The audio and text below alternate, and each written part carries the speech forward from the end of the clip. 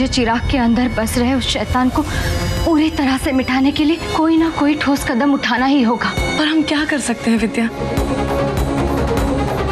भाभी, रास्ता मिल गया। यशोधन जी का शिष्य शिशुपाल हमारी इसमें जरूर मदद करेगा। यहाँ मठ था ना जहाँ यशोधन जी ने? जी हाँ, मठ यहीं पर था। पुराना मठ टूटने के बाद कहीं दूसरी जगह नया मठ बना दिया गया है। तो क्या आप हमें नए मठ का रास्ता बता सकते हैं? जी नहीं, नया मठ कहाँ है ये मुझे नहीं पता।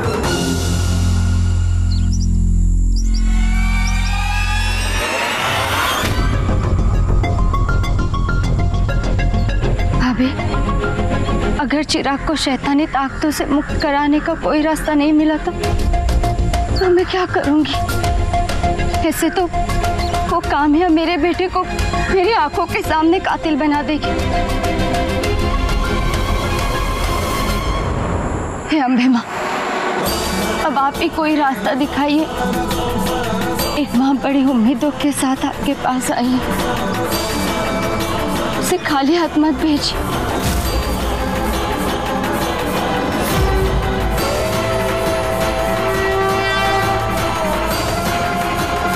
विद्या,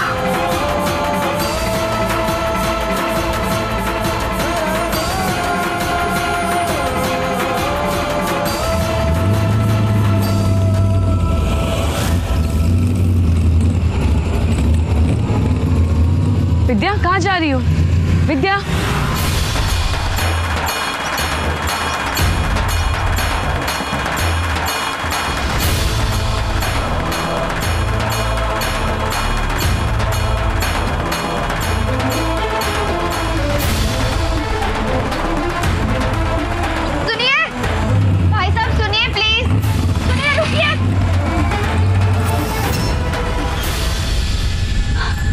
जी नमस्ते।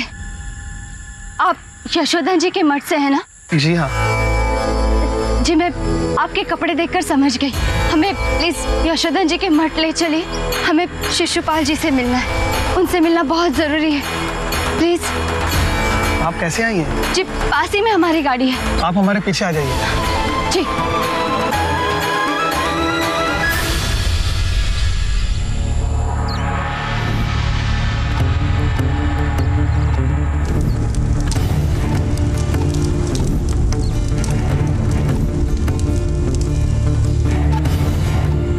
राम, हम ईशु जी को आपके आने का समाचार देकर आते हैं। तब तक आप पवित्र जल से अपने हाथ पांव धो लीजिए, क्योंकि इसके बिना आपको मठ में आने की अनुमति नहीं मिलेगी।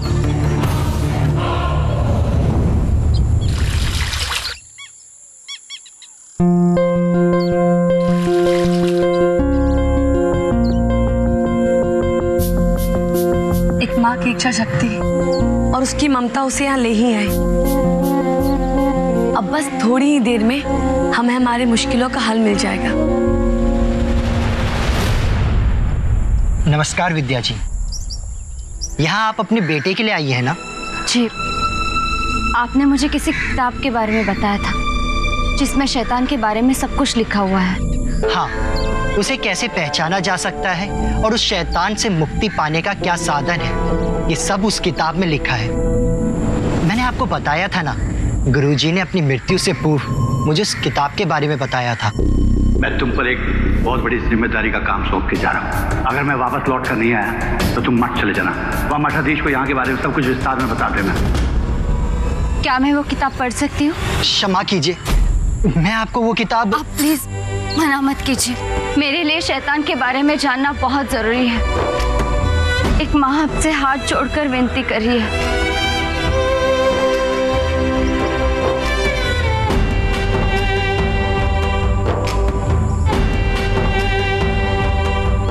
जी आइए।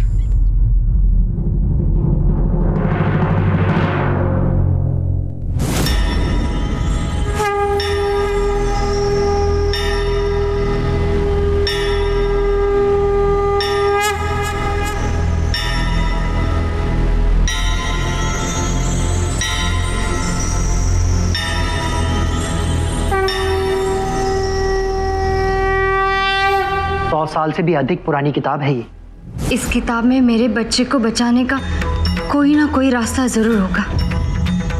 क्या मैं इस किताब को घर ले जा सकती हूँ? नहीं, आप यहाँ पे जितना देर रुकना चाहती हैं रुकिए और आराम से पढ़िए, पर ये किताब इस मठ से बाहर नहीं जाएगी। किसी कारणवश हमारे पुराने मठ को काली शक्तियों ने अपवित्र कर दिया था, इसलिए हमारे इस नए मठ की पवित्रता बनाए रखने के लिए यहाँ पे दिन रात पूजा और अनुष्ठान होते रहते हैं। काली शक्तियों को इस मठ में प्रवेश करने का मौका ना मिले, इसके लिए बेहतर यही होगा कि आप लोग ये जगह छोड़ के कहीं ना जाएं।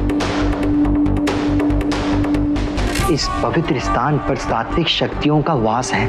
काली शक्तियां यहाँ आपका कुछ नहीं बिगाड़ पाएंगी।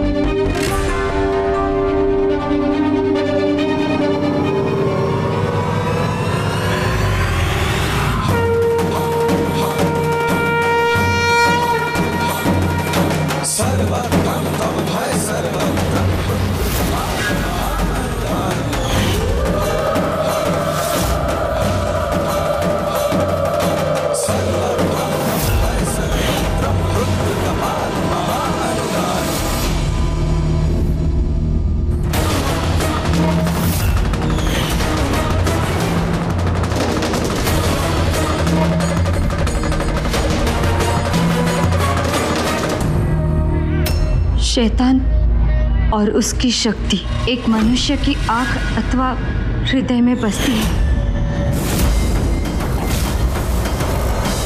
और शैतान और उसकी शक्ति का अंत करने के लिए सबसे पहले ये निश्चित करना आवश्यक है कि उसका निवास आंख में है या हृदय में।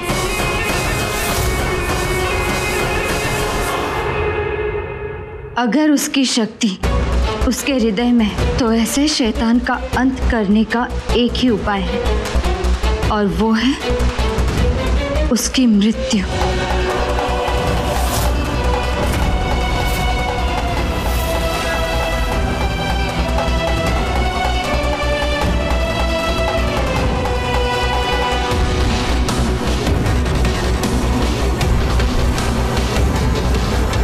क्योंकि सात्विक मंत्रों से अभिमंत्रित त्रिशूल से उसका हृदय भेदन किया जाएगा, तो काली शक्तियों के साथ उसके शरीर से प्राण भी निकल जाएंगे।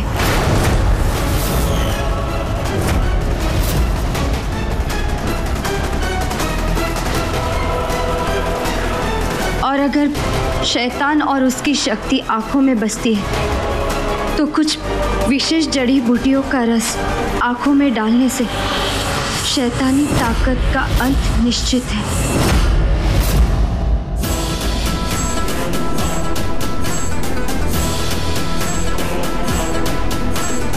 और उसके साथ आंखों की रोशनी भी हमेशा के लिए चली जाएगी।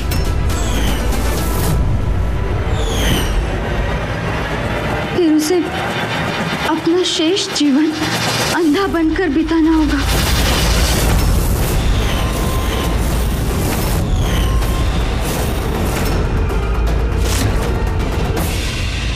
नहीं, ऐसा नहीं हो सकता। विद्या, मैं तुम्हारा डर समझ सकती हूँ, पर आगे तो बढ़ो। नहीं भाभी, मुझ में और हिम्मत नहीं है। पर कहीं कोई और दूसरा रास्ता? कौन सा दूसरा रास्ता भाभी? जिन दो रास्तों के बारे में पढ़ा है, उन्हें उस पर कैसे आजमाऊं जिसे मैंने अपनी कोख से जन्म दिया है? नहीं विद्या, मैंने अपने बच्चे खोने का दुख झेला है, और ये मैं कभी नहीं चाहूंगी कि दुनिया की कोई भी माँ ये दुख झेले। मैं जानती हूँ किसी की जान लेना या किसी को अंधा करना ये हमारे बस की बात नहीं है, लेकिन कहीं आगे कुछ दूसरा रास्ता लिखा हो। हाँ,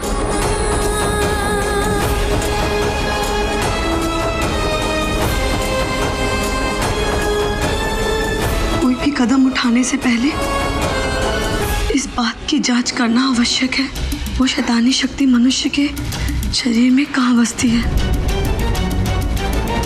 और उसके लिए एक परीक्षण करना होगा।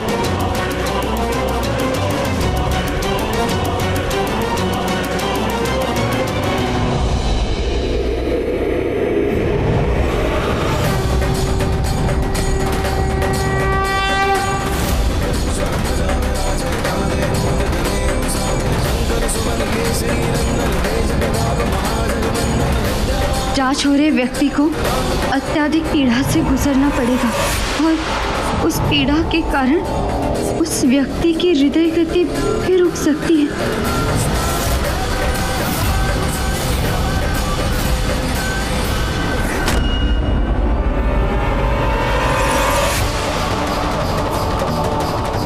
विद्या, विद्या रुको तो।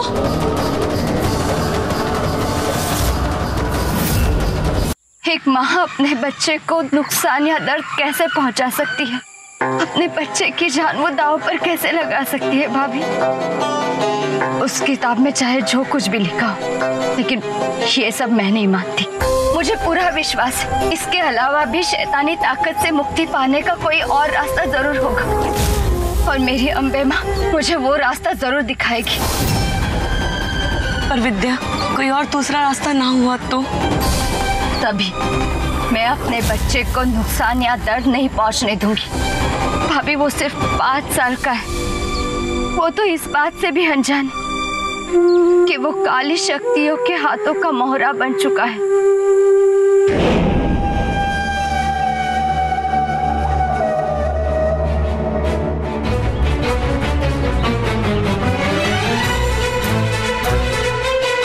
चिराग को कब से फोन लगा रही हूँ पर वो फोन क्यों नहीं उठा रहा है? मुझे अभी के अभी चिराग से मिलना होगा।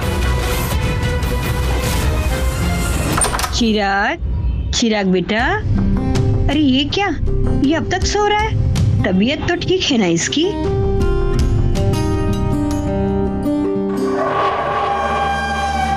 तुम यहाँ क्या कर रही हो? माँ, विद्या इसे यहाँ चिराग का ध्यान रखने के लिए बैठा कर गई है। ये लड़की क्या ध्यान रखेगी चिराग का? वही तो मुझसे कह देती, आपसे कह देती, पर नहीं। पर पता नहीं कहाँ जल्दी थी इसे जाने की जो इसे यहाँ बैठा गई। चलो अब हम आ गए हैं, निकलो यहाँ से। नहीं, जब तक विद्या आंटी नहीं आ जाती मैं यहाँ से नहीं जाऊंगी। क्यों नहीं जाओगी? क्योंकि विद्या आंटी मुझे कह गई हैं कि उनके आने तक मैं चिराग के पास बैठी रहूं। निकलो यहाँ से। नहीं, निकलो। नहीं, रहने दो शनाया।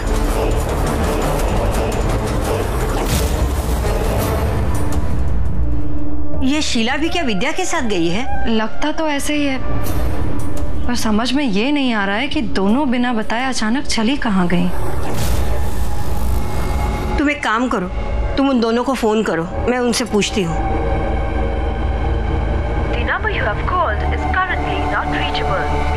माँ, विद्या का phone out of coverage area आ रहा है, लग नहीं रहा। शीला भाभी को ट्राई करूं?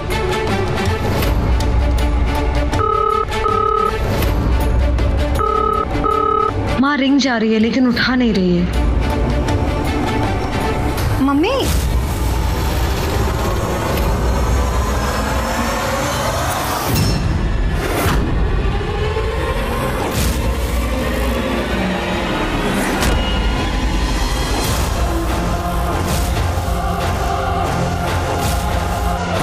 फोन ट्राई करती रहना और जैसे ही लगे मुझसे बात करवाना।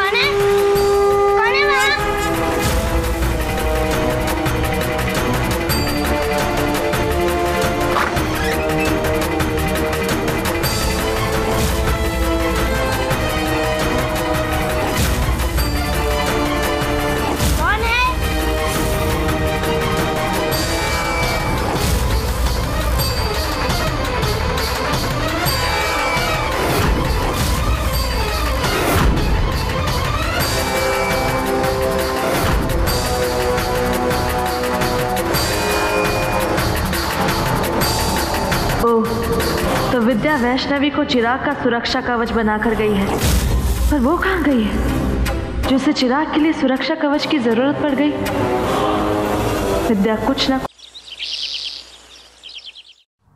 विद्या का फोन तो अभी भी आउट ऑफ कवरेज एरिया आ रहा है। शीला भाभी को फिर से ट्राई करती हूँ, शायद इस बार वो फोन उठा लें।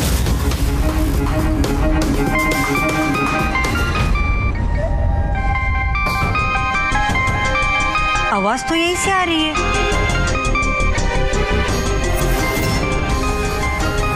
ये देखो, शीला का फोन तो यहीं पड़ा है।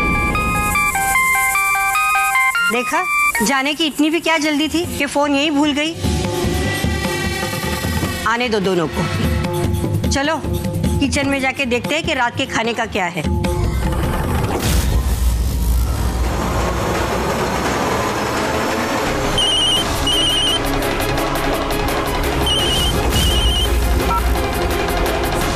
हेलो, या हाँ,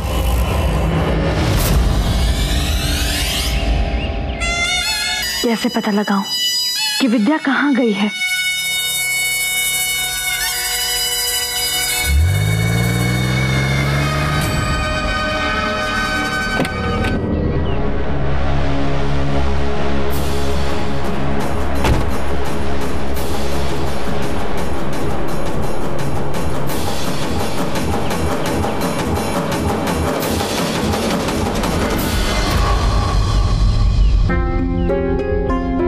विद्या, ऐसा चेहरा लेकर अंदर जाओगे? अगर कोई पूछेगा कि क्या हुआ है तो क्या जवाब देंगे हम सबको? चलो।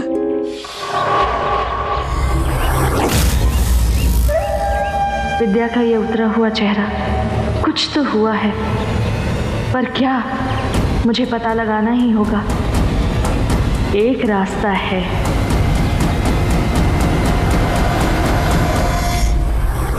किचन में सारी चीजें बिखरी पड़ी हैं। कब खाना बनेगा, कब सब खाएंगे? भगवान जाने कहाँ गई होगी दोनों। माँ,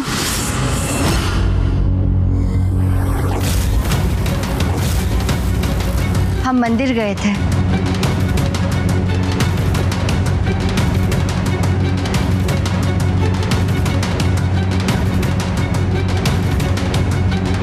और माँ, फिर हम मंदिर से मेरे काका जो गोंडाल में रहते हैं, उनकी तबीयत थोड़ी ठीक नहीं थी, तो हम उनसे मिलने चले गए और दिमाग भी मिला था हमें रास्ते में। और वो शीला भाभी इतनी लंबी कथा क्यों सुना रही हैं? मम्मी ने तो बस इतना ही कहा है ना कि आप दोनों बताकर जा सकते थे। और ऊपर से वो लड़की वैष्णव। नहीं, आप सब सो रहे थे ना, तो विद्या वैष्णवी को चिराग के पास बैठा के गई थी। माफ कर दीजिए, हमें आपको बताकर जाना चाहिए था। मैं चिराग को देख कर आती हूँ।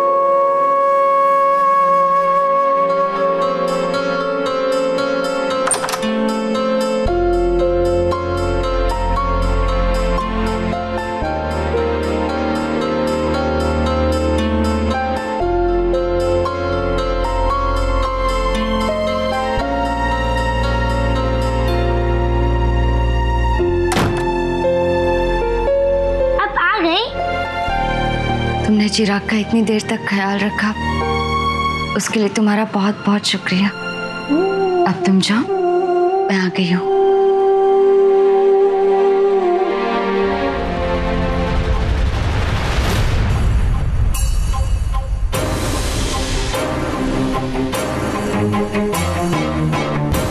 अगर उसकी शक्ति उसके हृदय में है, तो ऐसे शैतान का अंत करने का एक ही उपाय है। सात्विक मंत्रों से अभिमंत्रित त्रिशूल से उसका हृदय भेदन किया जाएगा, तो काली शक्तियों के साथ उसके शरीर से प्राण भी निकल जाएंगे। और अगर शैतान और उसकी शक्ति आंखों में बसती है, तो कुछ विशेष जड़ी बूटियों का रस आंखों में डालने से शैतानी ताकत का अंत निश्चित है, और उसके साथ आंखों की रोशनी भी हमेशा के लिए चली जाएगी।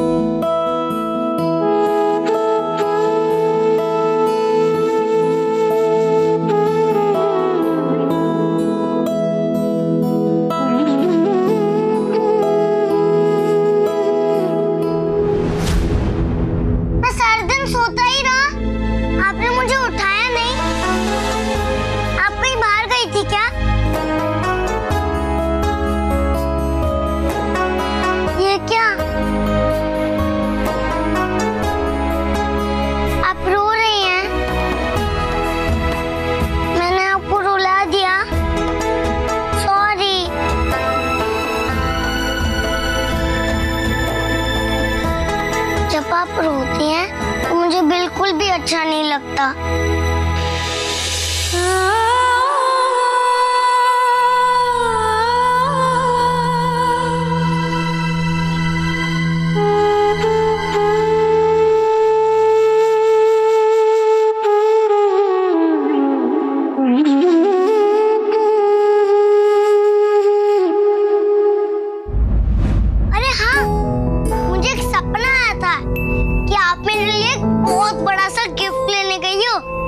दिखाओ ना मेरा गिफ्ट। कहाँ है मेरा गिफ्ट? दो ना। दूंगी बेटा, बहुत बड़ा गिफ्ट दूंगी। ये thank you mummy, I love you. मैं नीचे सबको बता के आता हूँ।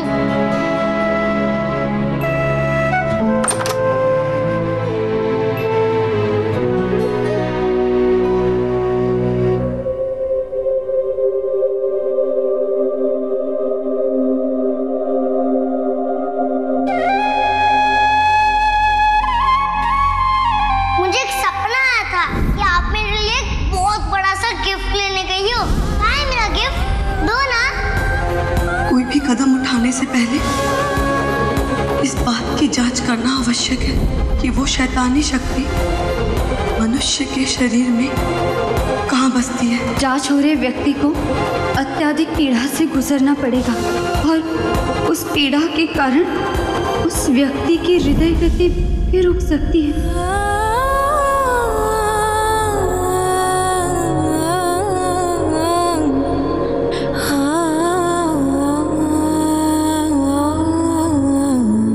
अपने बेटे के साथ ऐसा कैसे कर सकती हूँ? कैसे कर पाऊंगी मैं? कैसे कर पाऊंगी मैं?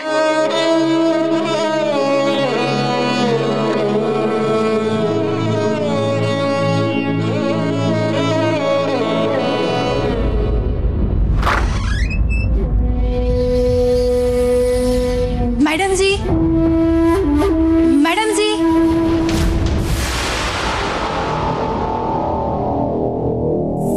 क्या हुआ? कुछ पता चला? नहीं, वैष्णवी कुछ बता ही नहीं रही है। मैंने उसको डांटा, फटकारा भी, और वो तो मुंह पे ताला लगाए बैठी है। हो सकता है कि मालकिन ने उसे बताया ही ना हो कि वो कहाँ जा रही है। हो सकता है, पर तुम किसी को भी मेरे यहाँ आने के बारे में मत बताना। पर क्यों?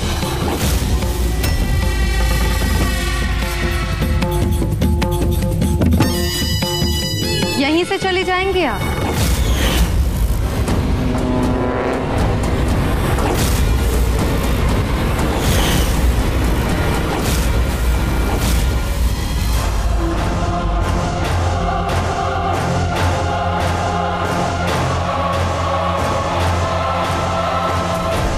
अब आप यहाँ तक आई हैं तो घर भी चलिए। नहीं, वो एक्चुअली मैं यहीं से गुजर रही थी तो वैष्णवी के पेरेंट्स से वैष्णवी के बारे में बात करने आ गई। पर आप तो विद्या के बारे में बात कर रही थी ना?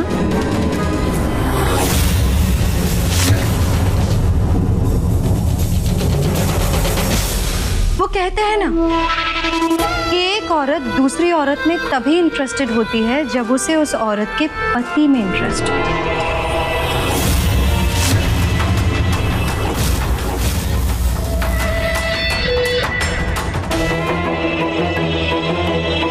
आपके और देवांग की बढ़ती नजदीकियों से अच्छी तरह वाकिफ हूं मैं।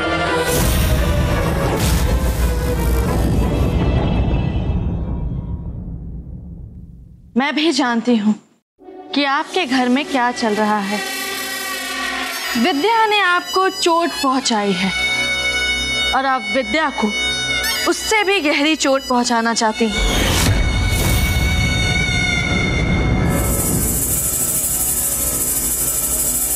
ये आपको कैसे पता? मैं सिर्फ यही नहीं, बहुत कुछ जानती हूँ। और कहते हैं ना कि अगर दुश्मन को खत्म करना हो तो दुश्मन के साथ दोस्ती करने में ही समझदारी है।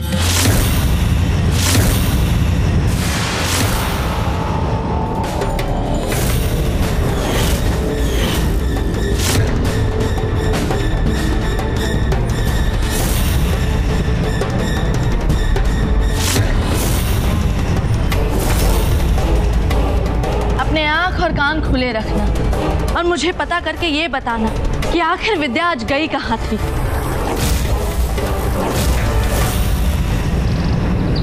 मिली काकी, यहाँ पे। मिली काकी यहाँ पीछे। मिली काकी हाँ। अरे विद्या वो सब ठीक है ना? जब तुम घर आई थी तब कुछ परेशान लग रही थी। बा, मम्मी से पूछो ना, मम्मी मेरे लिए गिफ्ट लाएगी ना?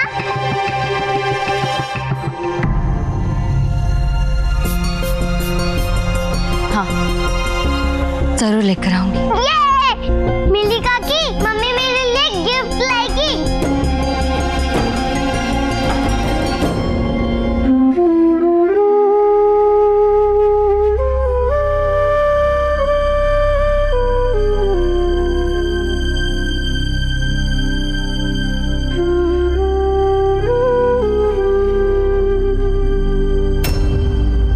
देखा चिराग को, कितना मासूम लग रहा है, हंस रहा है और अपने खेल में ही मस्त है। तुम चिराग को हमेशा ऐसे ही देखना चाहती हो ना, तो इसके लिए जो हमें रास्ता मिला उसे चिराग पे इस्तेमाल करने में तुम्हें हिचकिचाहट क्यों? नहीं भाभी, मैं अपने बच्चे को दर्द। ऐसे कमजोर मत पड़ो विद्या, तुम तो बहुत हिम्मत वाली हो। और देखना, अंत में जीत तुम्हारी ममता की होगी और चिराग में बस रहे शैतान को खत्म। भाभी, मैं अपने बच्चे। मुझे एक सपना आया था कि आप मेरे लिए एक बहुत बड़ा सा गिफ्ट लेने गई हो। कहाँ है मेरा गिफ्ट? दो ना। अपने बेटे के अंदर बस रहे शैतान को खत्म करने से बड़ा कोई और तोहफा मैं क्या दे सकती हूँ उसे?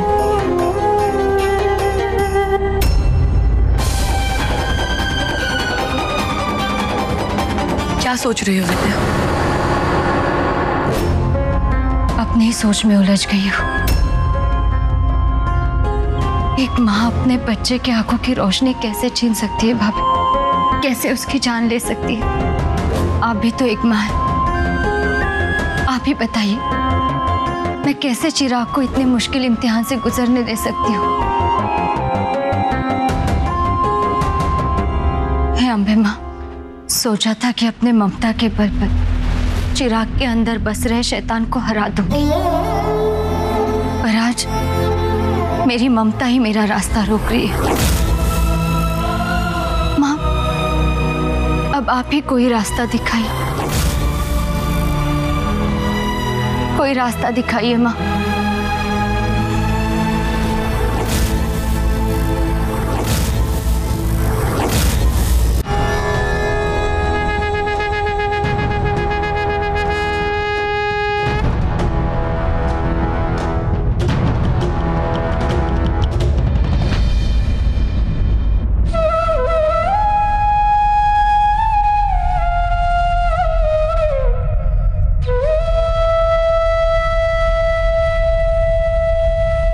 आइए, मैं आपको कुछ दिखाती हूँ।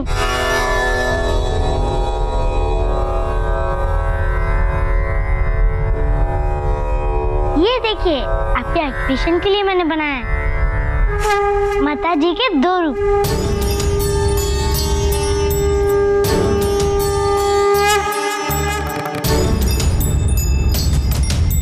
मेरे दादू ने बताया था मुझे, ये अम्बे माँ का वो रूप है जिसके अंदर प्रेम और दया भरी हुई है, जो माँ बनकर अपने बच्चों का पूरा ध्यान रखती है। जैसे आप चिराग का ध्यान रखती है ना, बिल्कुल वैसे। और ये काली माँ का रूप, जो गलती करने पर अपने भक्तों को भी सजा दे देती है। दादू कहते हैं हर माँ को अपने बच्चों की भलाई के लिए कभी कभी काली माँ का रूप लेना पड़ता है। जैसे आप कभी कभी चिराग को उसकी गलती के लिए डांटती है ना, बिल्कुल वैसे ही। पहले तो मुझे दादू की ये बात समझ में नहीं आई, पर जब से आपको देखा है ना, तब से दादू की बात समझ में आ गई है कि माँ को अपने बच्चों के लिए कभी अम्बे माँ का तो कभी काली माँ का रूप लेना पड़ता है। कि माँ को अपने बच्चों के लिए कभी अम्बे माँ का तो कभी काली माँ का रूप लेना पड़ता है। अम्बे माँ, अपने जिन सवालों के जवाब मैं आपसे पूछ रही थी, वो जवाब मुझे वैष्णवी दे रही है।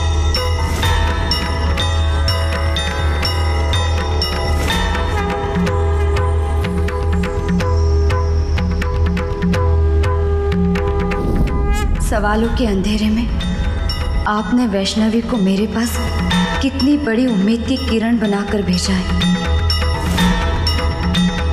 आपका बहुत बहुत शुक्रिया। मैं अभी आती हूँ।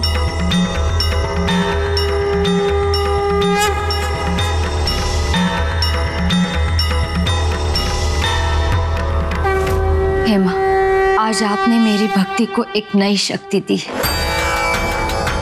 जिस बच्चे को मां 9 महीने अपनी कोख में अपने खून से सींचकर इस दुनिया में लेकर आती है, उसके अच्छे बुरे का ख्याल रखने का कर्तव्य उस माँ का ही होता है। जैसे बीमार होने पर माँ अपने बच्चे को कड़वी दवाई देने से नहीं हिचकिचाती, वैसे ही मेरे बच्चे के अंदर बस रहे उस शैतान को दूर करने के लिए मुश्किल से मुश्किल कदम उठाने से मैं कभी नहीं हिचकिचाऊंगी।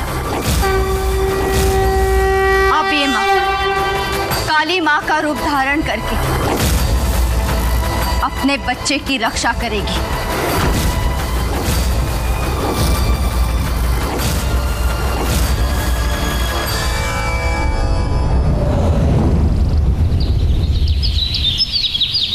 इस माँ ने फैसला कर लिया है भाभी, चिराग को शैतानी शक्तियों से मुक्त करने के लिए मैं कुछ भी करने के लिए तैयार हूँ। जानती हूँ ये फैसला लेना तुम्हारे लिए इतना आसान नहीं है, पर अपने बच्चे की भलाई के लिए एक माँ कुछ भी कर सकती है। पर तुम तो बिल्कुल मान नहीं रही थी, फिर अचानक से ये फैसला। मैं अपने भावनाओं में ऐसे बह गई थी कि एक माँ का असली रूप और उसके कर्तव्य को भूल गई थी। पर वैष्णवी की भोली भाली बातों ने मुझे इस बात का एहसास दिलाया कि ये अम्बे माँ का वो रूप है जिसके अंदर प्रेम और दया भरी हुई है, जो माँ बनकर अपने भक्तों का पूरा ध्यान रखती है। और ये काली माँ का रूप जो गलती करने पर अपने भक्तों को भी सजा दे देती है। हर माँ को अपने बच्चों की भलाई के लिए कभी अम्बे माँ का तो कभी काली माँ का रूप लेना पड़ता है। सच, मेरी डगमगाती हुई ममता को उसने एक नया हौसला दिया है। अब मेरा चिराग काली शक्तियों के साए में नहीं, पर मेरी ममता के साए में पड़ा होगा। भाभी, हमें चिराग पर जो भी टेस्ट करना है वो हम घर पर नहीं कर सकते। उसके लिए हमें घर से बाहर जाने के लिए कोई ना कोई बहाना ढूंढना होगा। पर हम क्या बहाना बनाएंगे? हमें कुछ सोचना होगा।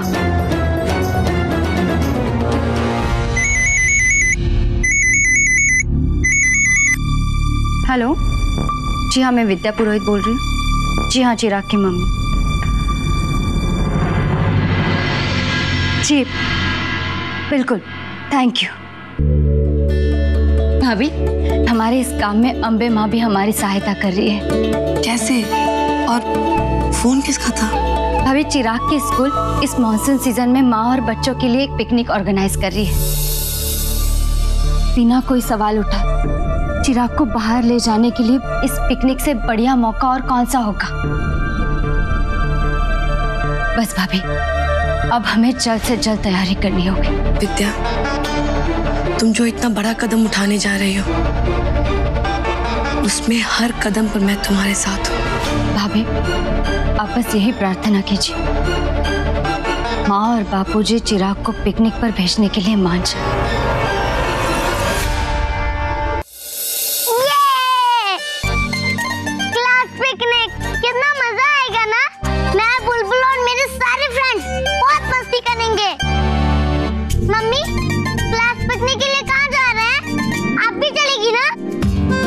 वहाँ पे मैं अपना क्रिकेट बैट भी ले जाऊंगा और मैं वहाँ पे अपने सारे फ्रेंड्स के साथ बहुत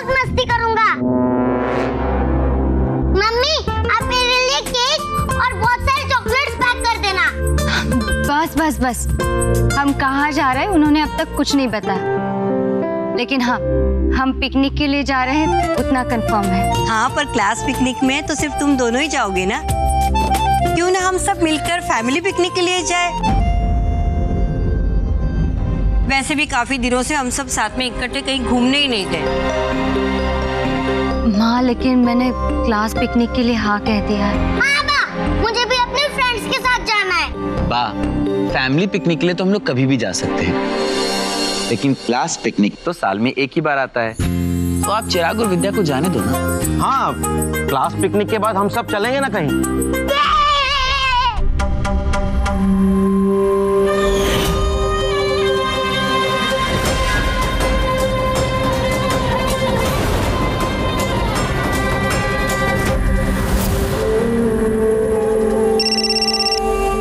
हाँ बोलो शनाया। आपने मुझे आंख और कान खुले रखने के लिए कहा था ना? हाँ, तो आपके लिए एक ब्रेकिंग न्यूज़ है। विद्या चिराग को लेकर स्कूल पिकनिक के लिए जा रही है, और मुझे ऐसा लगता है कि पिकनिक तो सिर्फ एक बहाना है। उस पिकनिक की आड़ में कुछ और ही प्लान बन रहे हैं। और हाँ, शीला भाभी भी उस प्लान में विद्या का साथ दे रही है। अभी वो लोग कहाँ हैं इस वक्त? विद्या तो यहीं घर पर है, पिकनिक की तैयारी कर रही है। और शीला भाभी मंदिर गई हुई है।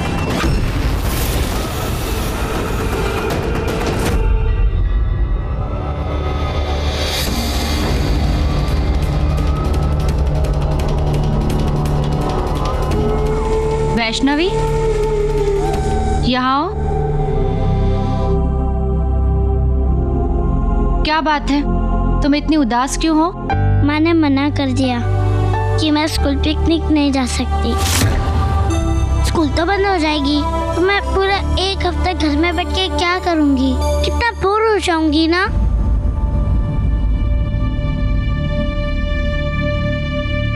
वैसे अच्छा ही है कि मैं नहीं जा रही। चिराग को मेरा स्कूल पिकनिक जाना अच्छा नहीं लगता ना। इसे मैं कैसे बताऊं कि चिराग भी पिकनिक पर नहीं जा रहा है। मैं पिकनिक के बहाने कुछ और ही करने जा रही हूँ। हाँ, शायद अच्छा नहीं लगता, थोड़ा अकड़ू सा है ना। अब पर कोई बात नहीं, पिकनिक नहीं तो ना सही, कुछ और है जिसमें तुम्हें पिकनिक से भी ज्यादा मजा आएगा। क्या? आओ मेरे साथ, आओ।